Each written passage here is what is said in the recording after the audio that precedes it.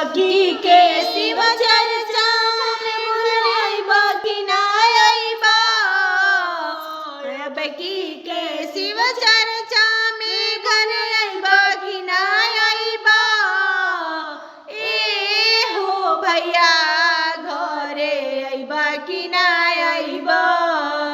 ए हो भैया घरे अइबा कि ना अइबा। करब पैसा पैसा कमा के का करब पैसा पे पैसा कमा के। असल सुख बड़ी शिव चर्चा में आके। असली सुख मिली सुना चर्चा में आके। बबुआ के बाबा अइबा कि ना अइबा।